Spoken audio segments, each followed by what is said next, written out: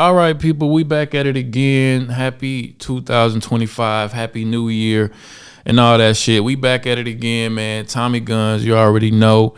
If you haven't subscribed yet, if you watch my clips often and you always see it in your algorithm and you haven't subscribed yet, do me a favor, click the bell icon, like the video, and go ahead and subscribe to the channel, because this year we are going to be way more consistent. We got content on the way.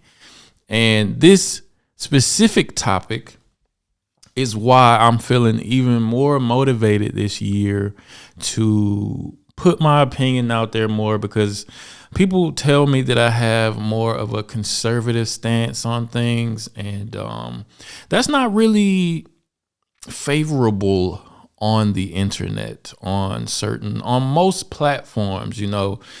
With Elon Musk buying X and making it more of a free speech platform, and a lot of people feel like he made it more conservative, but I feel like he just leveled the playing field, and the conservative mindset has kind of taken over that playing field, because that tends to be the more logical way of thinking, and it tends to ring more true with the majority of people when it's not being censored and blocked and taken down.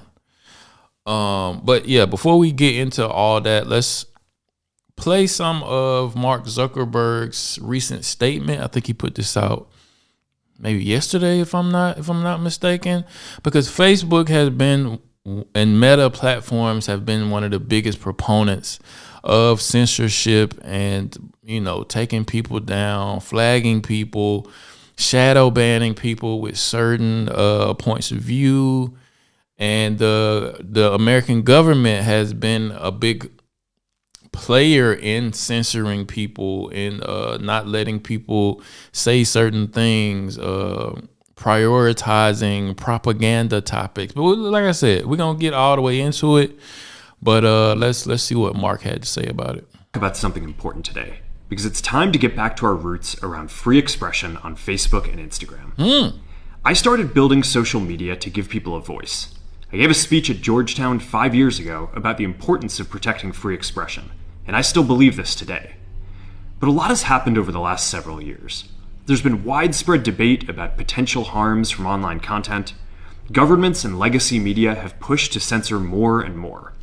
A lot of this is clearly political. Now that is an admission to me. I don't know about you, but that is an admission to me that he has been allowing the liberal government in Joe Biden, Kamala Harris, and the Democrats to dictate and control the platforms that he controls, into only letting narratives that they want to be out in the world and in the zeitgeist to prevail, and to censor and block and shadow ban every other idea that can challenge it.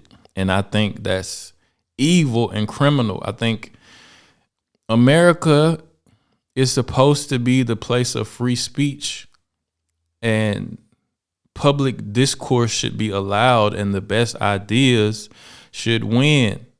It shouldn't be, one side shouldn't always be blocked, and the conservative point of view is mostly the side that's blocked. But let's keep going. But there's also a lot of legitimately bad stuff out there. Drugs, terrorism, child exploitation. True that. These are things that we take very seriously, and I want to make sure that we handle responsibly. So we built a lot of complex systems to moderate content. But the problem with complex systems is they make mistakes. Even if they accidentally censor just 1% of posts, that's millions of people. And we've reached... Yeah, I don't know about y'all, man, but, since, I had my awakening and started, posting, trying to put like more truth out there that's like kind of against the approved narrative, I'm always getting shadow banned. I always got a strike on my Instagram account since they bought Instagram. Like if it's a video about say I post a video about Biden, falling off a bike, and I call him old and senile in a sense, not like that blatant, but it'll get marked for like harmful and misleading information. Biden is not really that old and senile, like shit like that. Like when it's the obvious truth, just because it goes against what they trying to make the general public believe, it gets you like a account strike. Might even get your account banned. To a point where it's just too many mistakes and too much censorship. The recent elections also feel like a cultural tipping point towards once again prioritizing speech. Oh, yeah. So we're going to get back to our roots and focus on reducing mistakes, simplifying our policies, and restoring free expression on our platforms. I appreciate Mark for coming out and making this video, but again, this is an admission from him that, hey, for the past so-and-so years, I've been wrongfully censoring people, and I've allowed the government to make me do that. Let's just keep that. While this is great that, he's being influenced by people like Trump and Dana White, and he's not the young liberal tech geek anymore. He's getting older. He's becoming more conservative, as people do. And he wants to pivot and make changes, but keep in mind that he's admitting to all the wrongful doing that he's been doing and censoring people and censoring free speech this whole time. And also keep in mind that he wants to get ahead of how the world is going to change when Trump gets in office and the woke narrative isn't the prevailing one anymore. He just wants to be on the side of the people who are going to be in power in the coming years. So he's no saint. Specifically, here's what we're going to do. First, we're going to get rid of fact checkers and replace them with community notes, similar to X, starting in the US. After Trump first got elected in 2016, the legacy media wrote nonstop about how misinformation was a threat to democracy. We tried in good faith to address those concerns without becoming the arbiters of truth. But the fact checkers have just been too politically biased and have destroyed more trust than they've created, especially in the US. Oh, yeah. So over the next couple of months, we're going to phase in a more comprehensive community notes system. Second, we're going to simplify our content policies and get rid of a bunch of restrictions on topics like immigration and gender that are just out of touch with mainstream discourse. Oh, so that's one of the big ones. That's why I don't like TikTok, and I wouldn't even be mad if TikTok got banned, because you cannot say nothing specifically about gender unless it's the sunniest, rosiest opinion about it. And y'all know what I'm talking about. And, Meta is not YouTube, so I'm not going to get deep into that, but y'all know what I'm talking about. What started as a movement to be more inclusive has increasingly been used to shut down opinions and shut out people with different ideas, and it's gone too far. So I want to make sure that people can share their beliefs and experiences on our platforms. Third, we're changing how we enforce our policies to reduce the mistakes that account for the vast majority of censorship on our platforms. We used to have filters that scanned for any policy violation. Now we're going to focus those filters on tackling illegal and high severity violations. And for lower severity violations, we're going to rely on someone reporting an issue before we take action. The problem is that the filters make mistakes, and they take down a lot of content that they shouldn't. So by dialing them back, we're going to dramatically reduce the amount of censorship on our platforms. We're also going to tune our content filters to require much higher confidence before taking down content. The reality is that this is a trade-off. It means we're going to catch less bad stuff, but we'll also reduce the number of innocent people's posts and accounts that we accidentally take down. Fourth, we're bringing back civic content. For a while, the community asked to see less politics because it was making people stressed. So we stopped recommending these posts. This is another admission because I have a podcast. I make content about any and everything that I think is interesting and that's in the public discourse.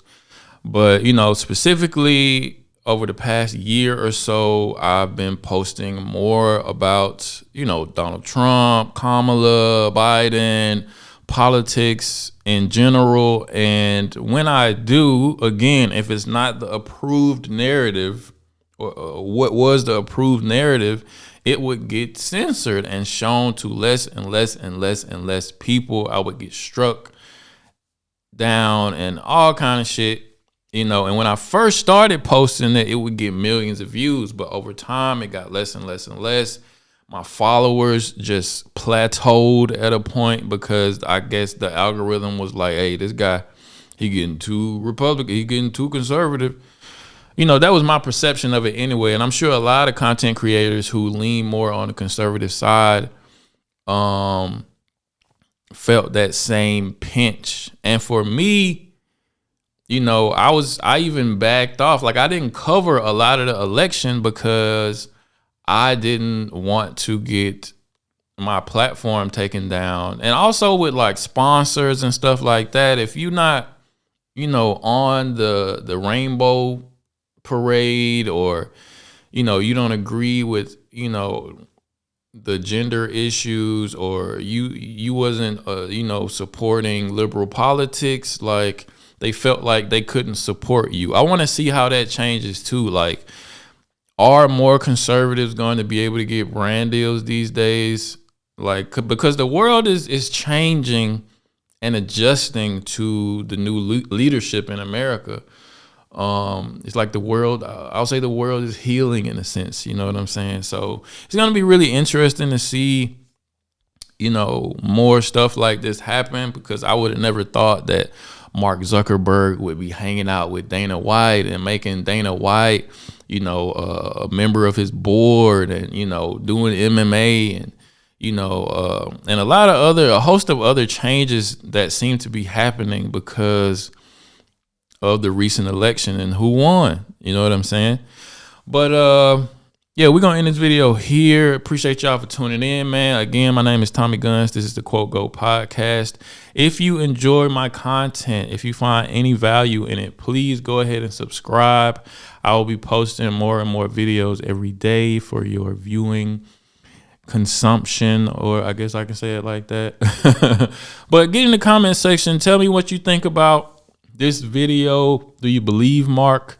Do you think he's actually doing this because it's how he feels, or is he just trying to kiss up to the new regime that's going to be in the American government, man? Yeah, but on that note, I'll see you guys next time. Peace.